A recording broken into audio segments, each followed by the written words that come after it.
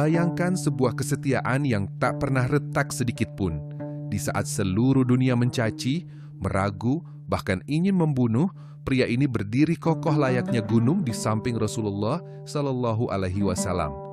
Dia bukan sekedar sahabat, dia adalah tameng, dia adalah ketenangan di tengah badai, dan dia adalah orang pertama yang mempertaruhkan segalanya, nyawa, harta hingga reputasi, hanya untuk satu kata, percaya. Dia adalah sosok yang jika keimanannya ditimbang dengan keimanan seluruh penduduk bumi, maka keimanannya lah yang akan jauh lebih berat. Siapa sebenarnya sosok luar biasa ini?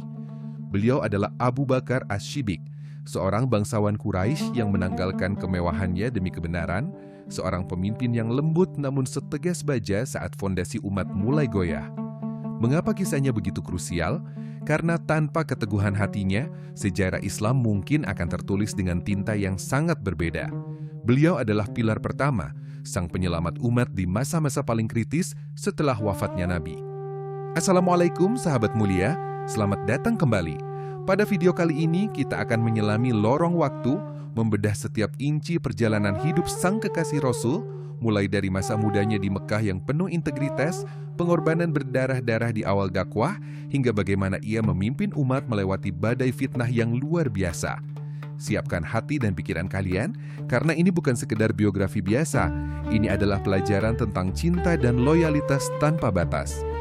Mari kita mulai perjalanan ini dengan menarik mundur waktu, jauh sebelum cahaya wahyu pertama kali turun. Kita akan melihat bagaimana takdir sedang mempersiapkan seorang pria hebat di tengah hiruk-pikuk kota Mekah yang gelap.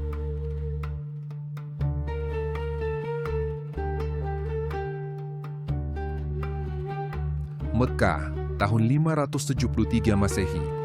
Kota ini bukan sekedar pusat perdagangan, tapi juga jantung dari sebuah peradaban yang sedang kehilangan arah. Di balik kemegahan Ka'bah, terkubur moralitas yang runtuh. Disinilah, 2 tahun setelah peristiwa serangan gajah yang legendaris, seorang bayi laki-laki lahir ke dunia. Ia diberi nama Abdullah, putra dari Abu Quhafa dan Salma bin Sahar. Kita mengenalnya sebagai keturunan Banu Taim, sebuah klan kecil namun sangat terpandang karena integritasnya di dalam suku Quraisy. Sejak kecil, Abu Bakar, yang kelak kita panggil Abu Bakar, tumbuh dalam lingkungan yang keras, namun ia memiliki sesuatu yang jarang dimiliki pemuda lain di zamannya, kejernihan jiwa. Bayangkan atmosfer kota Mekah saat itu, debu gurun yang panas, bau kulit binatang, dan teriakan para pedagang. Di tengah hiruk-pikuk itu, Abu Bakar tumbuh sebagai sosok yang lebih banyak mengamati daripada berbicara. Ia memiliki mata yang tajam dalam menilai karakter orang. Tak heran jika di masa mudanya, ia sudah dikenal sebagai pakar nasab atau silsilah bangsa Arab. Ia tahu siapa kakek dari siapa. Ia tahu rahasia di balik setiap klan, dan ia tahu mana kehormatan yang asli dan mana hanya polesan. Pengetahuan ini membuatnya menjadi magnet bagi masyarakat Mekah. Orang-orang tidak hanya datang kepadanya untuk berdagang, tapi untuk mencari kearifan. Masuklah kita ke sisi psikologis seorang Abu Bakar. Di zaman di mana meminum homer atau alkohol adalah simbol kejantanan dan status sosial, Abu Bakar melakukan sesuatu yang radikal. Ia sama sekali tidak pernah menyentuh setetes pun homer. Mengapa? Baginya, kehormatan dan akal sehat adalah mahkota tertinggi manusia. Ia pernah berkata bahwa ia tidak ingin merusak harga dirinya dengan sesuatu yang bisa melenyapkan kesadaran. Inilah bukti bahwa sejak sebelum Islam datang, Abu Bakar adalah pria yang sudah selesai dengan dirinya sendiri. Ia tidak butuh validasi sosial melalui tren yang merusak. Bukan hanya itu, coba Anda bayangkan tekanan sosial saat itu untuk menyembah berhala. Setiap sudut Mekah penuh dengan patung-patung batu yang dianggap Tuhan. Namun Abu Bakar memiliki nalar yang sangat sehat. Sejak muda, ia sering merenung sendirian di bawah langit malam gurun yang luas. Ia melihat bintang-bintang, ia merasakan angin, dan ia menyadari satu hal, batu yang dipahat oleh tangan manusia tidak mungkin bisa menciptakan semesta ini. Ada pencarian spiritual yang mendalam di dadanya. Ia condong pada Hanifiyah, sisa-sisa ajaran tauhid Nabi Ibrahim, meskipun saat itu ia masih mencari di mana ujung dari kebenaran itu. Sebagai seorang pedagang kain, Abu Bakar bukan hanya sukses secara finansial, tapi ia menjadi simbol kepercayaan. Di pasar-pasar Mekah yang penuh dengan tipu daya dan riba, Abu Bakar berdiri sebagai antitesis. Ia jujur, ia tidak pernah mengurangi timbangan, dan ia selalu memberikan harga yang adil. Hartanya menumpuk hingga mencapai 40.000 dirham, angka yang sangat fantastis di masa itu. Namun tangan dan hatinya tidak pernah terikat pada harta tersebut. Ia sering menggunakan kekayaannya untuk membantu orang miskin dan membangun relasi yang didasari oleh rasa kemanusiaan, bukan sekedar keuntungan pribadi. Relasinya yang luas ini menjadikannya salah satu tokoh kunci di Mekah. Ia adalah sosok yang supel, lembut tutur katanya, namun memiliki wibawa yang membuat orang segan. Siapapun yang duduk bersamanya akan merasa dihargai. Inilah yang membuat pengaruhnya sangat besar. Ia memiliki akses ke semua lapisan masyarakat, dari para elit Quraisy di Darun Nadwah hingga para budak yang bekerja di bawah terik matahari. Takdir sedang menenun jalannya untuk menjadi penggerak masa di masa depan. Lalu, ada satu elemen yang paling penting dalam hidupnya sebelum kenabian, persahabatannya dengan Muhammad bin Abdullah. Mereka adalah dua jiwa yang bergetar pada frekuensi yang sama. Sebelum Muhammad SAW diangkat menjadi rasul, keduanya sudah sering menghabiskan waktu bersama. Mereka sering berdiskusi tentang kondisi masyarakat, tentang ketidakadilan, dan tentang rahasia-rahasia kehidupan. Abu Bakar melihat dalam diri Muhammad sesuatu yang tidak ia temukan pada orang lain, sebuah kejujuran mutlak yang disebut Al-Amin. Pertalian batin ini begitu kuat. Mereka sering melakukan perjalanan dagang bersama menuju negeri Syam, Suriah.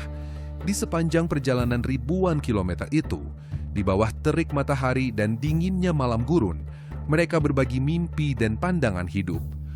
Abu Bakar memperhatikan setiap gerak-gerik Muhammad. Ia melihat bagaimana Muhammad bersikap pada anak kecil, bagaimana ia memuliakan orang tua, dan bagaimana ia tidak pernah berbohong meski dalam candaan. Kekaguman Abu Bakar pada Muhammad bukan tumbuh dalam semalam. Itu adalah fondasi yang dibangun selama bertahun-tahun di atas dasar pembuktian karakter. Tahun-tahun berlalu, dan suasana di Mekah mulai terasa berat. Ada ketenangan yang aneh sebelum badai besar datang. Muhammad SAW mulai sering menyendiri di Gua Hira, dan Abu Bakar sebagai sahabat terdekat merasakan ada sesuatu yang besar yang akan terjadi pada sahabatnya itu. Ia tidak tahu apa itu, tapi jiwanya sudah siap menyambutnya. Ia melihat kegelisahan di mata masyarakat. Ia melihat kebobrokan moral yang sudah mencapai puncaknya, dan ia tahu bahwa dunia butuh jawaban. Tanpa disadari, setiap langkah kaki Abu Bakar di pasar Mekah, setiap keping dirham yang ia peroleh dengan jujur, dan setiap malam yang ia habiskan tanpa menyentuh berhala, semuanya adalah persiapan. Tuhan sedang menempa seorang Al-Shiddiq jauh sebelum gelar itu diberikan. Ia sedang disiapkan untuk menjadi orang pertama yang akan mengatakan iya ketika seluruh dunia mengatakan tidak. Ia sedang disiapkan untuk menjadi cahaya yang berdiri tepat di belakang sang pembawa risalah. Transisi pun mulai. Cahaya wahyu mulai turun, dan hidup Abu Bakar tidak akan pernah sama lagi. Segala kenyamanan hidupnya sebagai bangsawan kaya raya sebentar lagi akan diuji oleh badai pengorbanan yang tak terbayangkan.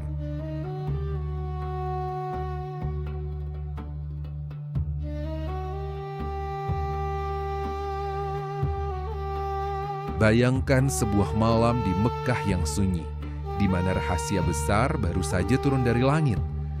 Saat Muhammad SAW menerima wahyu pertama dan mulai membisikkannya kepada orang-orang terdekat, ia tidak perlu menyusun strategi panjang untuk meyakinkan Abu Bakar.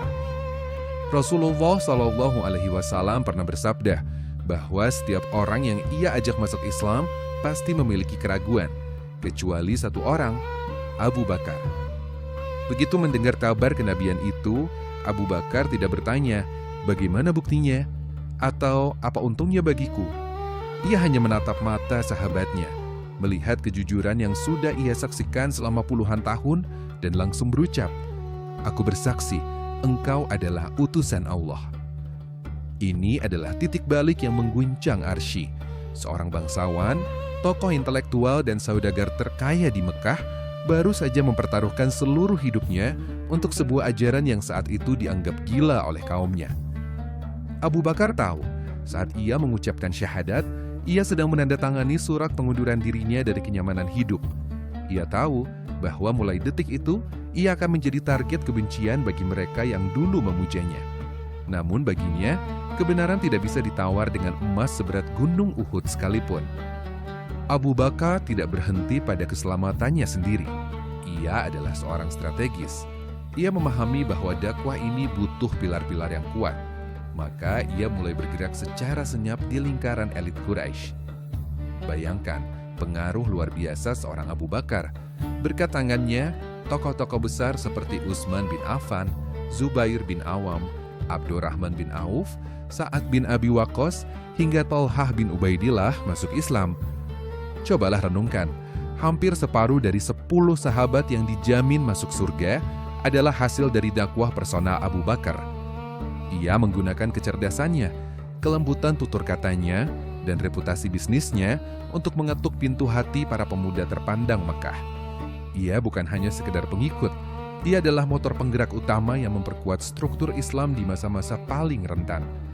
Tanpa manuver diplomasi Abu Bakar di awal masa kenabian, wajah sejarah Islam mungkin akan sangat berbeda.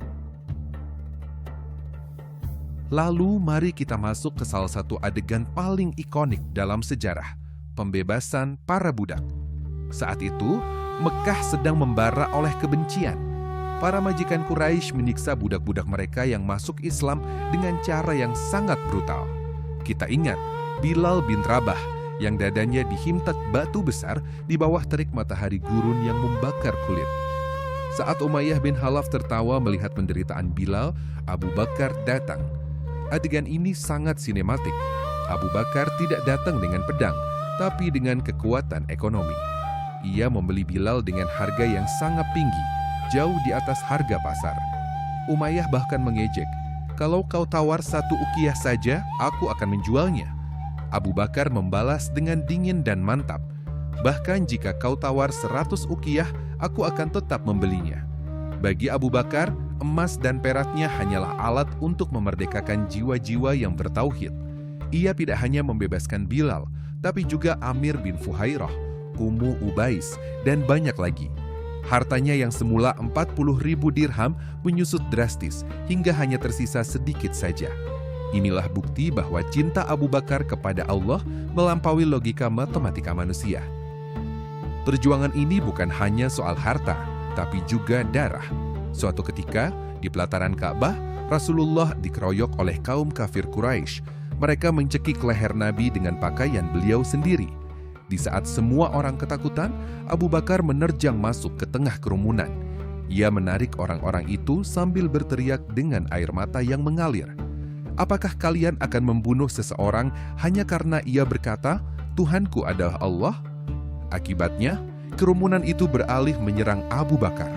Ia dipukuli hingga wajahnya bengkak, darah mengucur dan ia jatuh pingsan. Saat ia siuman di rumahnya, pertanyaan pertama yang keluar dari mulutnya bukanlah "Di mana air minumku?" atau "Bagaimana keadaanku?", melainkan "Bagaimana keadaan Rasulullah?". Inilah level kesetiaan yang tidak masuk akal bagi logika biasa. Inilah alasan mengapa ia digelari Asy-Syidiq, yang membenarkan tanpa tapi, yang mencintai tanpa batas. Gelar ini dikukuhkan setelah peristiwa Isra Mi'raj, di saat seluruh penduduk Mekah menertawakan cerita Nabi tentang perjalanan ke langit. Abu Bakar berdiri tegak dan berkata, "Jika Muhammad yang mengatakannya, maka itu adalah kebenaran." Momen paling mendebarkan tiba saat perintah hijrah turun. Abu Bakar telah menyiapkan 2 ekor unta terbaik selama berbulan-bulan. Namun perjalanan menuju Madinah bukan sekedar perjalanan biasa. Ini adalah pelarian dari regu pembunuh yang haus darah. Mereka bersembunyi di Gua Sur. Bayangkan suasana di dalam gua itu, gelap, pengap, dan penuh risiko. Abu Bakar masuk terlebih dahulu, merobek pakaiannya sendiri untuk menyumbat setiap lubang di dinding gua agar tidak ada ular atau kalajengking yang menyengat Nabi. Saat Rasulullah tertidur di pangkuannya, seekor binatang berbisa menyengat kaki Abu Bakar. Rasa sakitnya luar biasa, namun ia tidak bergeming sedikit pun. Ia takut jika ia bergerak, ia akan membangunkan kekasihnya. Air matanya menetes jatuh ke pipi Nabi. Barulah Rasulullah terbangun. Dan ketika para pengejar Quraisy berdiri tepat di depan mulut gua, bahkan Abu Bakar bisa melihat ujung kaki mereka, ia berbisik dengan gemetar karena takut Nabi tertangkap, "Wahai Rasulullah, jika mereka menunduk sedikit saja, mereka pasti melihat kita." Rasulullah dengan tenang menjawab kalimat yang abadi dalam Al-Quran, "Janganlah engkau bersedih, sesungguhnya Allah bersama kita." Saat itu, keajaiban terjadi.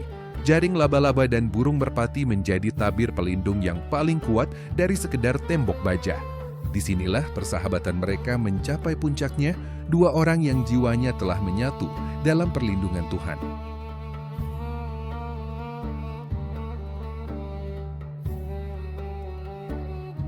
Madinah, tahun 11 Hijriah. Udara terasa sangat berat, seolah oksigen hilang dari bumi. Berita itu menyebar seperti api di padang rumput kering. Rasulullah Shallallahu Alaihi Wasallam wafat. Dunia seakan berhenti berputar.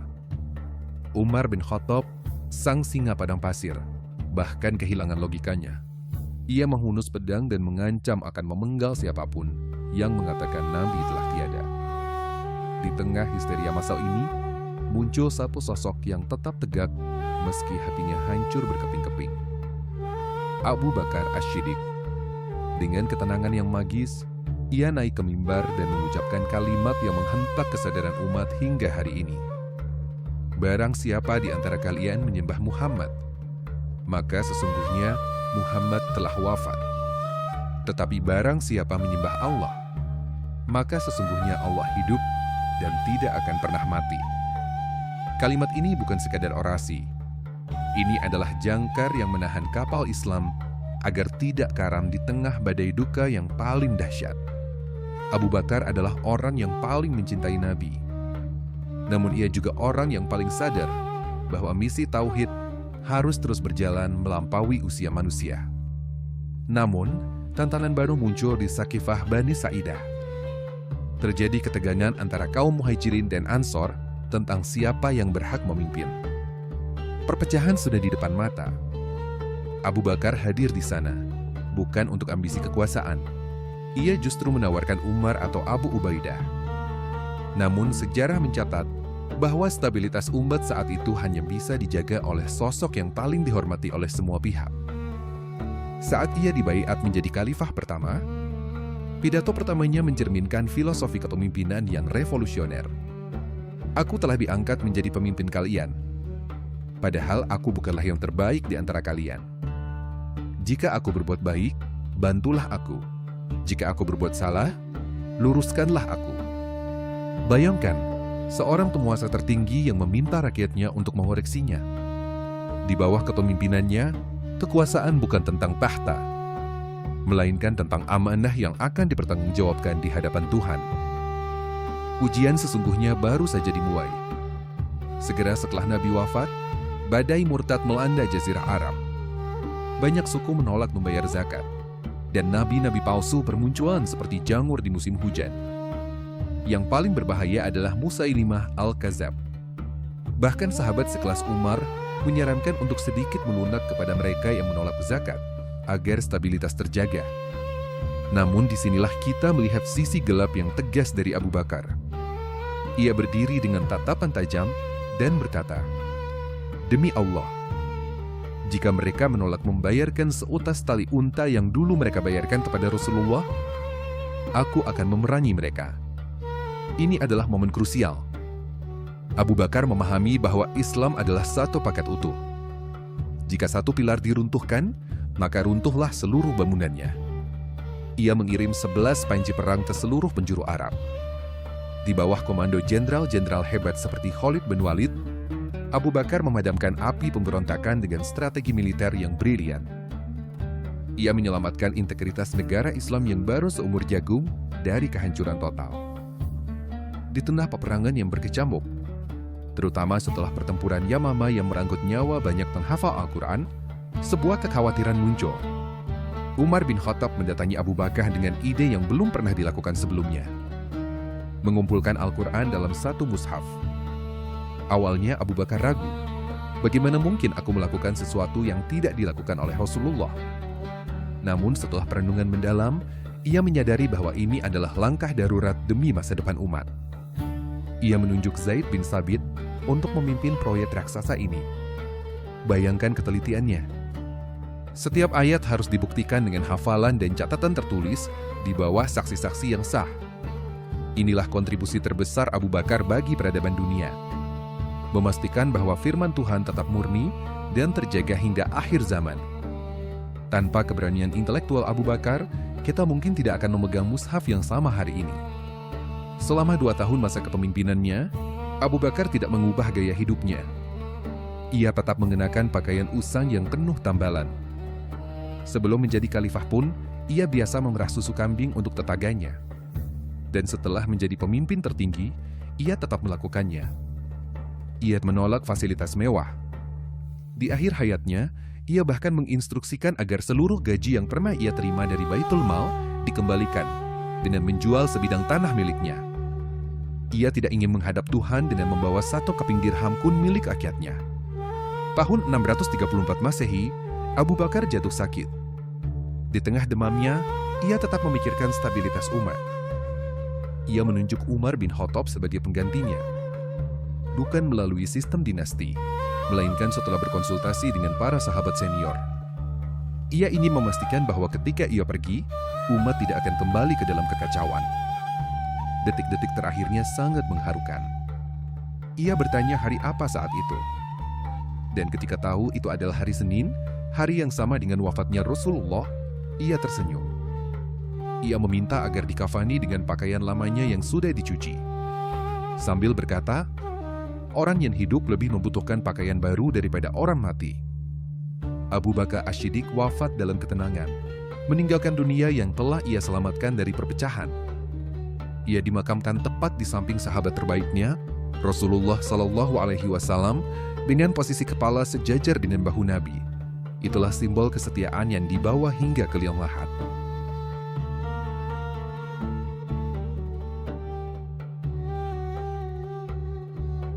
Dan begitulah, sejarah menutup lembaran hidup seorang manusia yang namanya akan selalu harum selama matahari masih terbit dari timur. Kita telah melihat bagaimana seorang Abdullah bin Abi Quhafa, sang saudagar kain yang bergelimang harta di Mekah, bertransformasi menjadi perisai paling kokoh bagi risalah langit. Dari masa mudanya yang suci tanpa noda jahiliyah, pengorbanan hartanya yang tak menyisakan apapun selain Allah dan Rasul-Nya, hingga keberaniannya berdiri tegak sebagai penyelamat umat saat badai murtad mencoba meruntuhkan Islam. Abu Bakar bukan hanya memimpin sebuah negara, ia menjaga ruh dari sebuah peradaban. Jika ada satu kata yang bisa merangkum seluruh hidupnya, kata itu adalah kesetiaan. Kesetiaan yang tidak membutuhkan bukti kedua kali. Kesetiaan yang tidak goyah oleh logika manusia atau ancaman maut. Beliau mengajarkan kepada kita bahwa iman bukan hanya tentang sujud di atas sajadah, tapi tentang bagaimana kita berdiri paling depan saat kebenaran dihina. Ia membuktikan bahwa kekuasaan tertinggi justru lahir dari kerendah hatian yang paling dalam. Seorang khalifah yang masih memerah susu kambing untuk tetangganya adalah tamparan keras bagi siapapun yang mengejar tahta demi harga diri. Di balik kisah, ada cahaya. Abu Bakar adalah cahaya itu. Cahaya yang membuktikan bahwa kejujuran, Asy-Siddiq, adalah mata uang yang paling berharga dalam sejarah manusia. Kini, saatnya kita bertanya pada diri sendiri. Di dunia yang penuh dengan kepalsuan dan standar ganda hari ini, masihkah ada sedikit sifat Asy-Siddiq dalam dada kita? Masihkah kita berani membela kebenaran saat semua orang memilih diam demi kenyamanan? Abu Bakar telah memberikan standar yang sangat tinggi tentang apa artinya menjadi seorang sahabat, seorang pemimpin, dan seorang hamba. Sahabat mulia, dari sekian banyak pengorbanan Abu Bakar yang kita bahas tadi, bagian mana yang paling menyentuh hati Anda? Apakah ketegarannya di Gua Tur Ataukah kesederhanaannya saat menjadi pemimpin dunia? Tuliskan pendapat kalian di kolom komentar agar kita bisa saling menginspirasi. Terima kasih telah menemani perjalanan sejarah ini sampai akhir. Jangan lupa untuk menyukai video ini jika Anda merasa mendapatkan pencerahan dan bagikan kepada orang-orang tercinta agar cahaya kisah ini terus meluas. Saya pamit undur diri, semoga kita dikumpulkan bersama orang-orang soleh di akhirat kelak. Wassalamualaikum warahmatullahi wabarakatuh.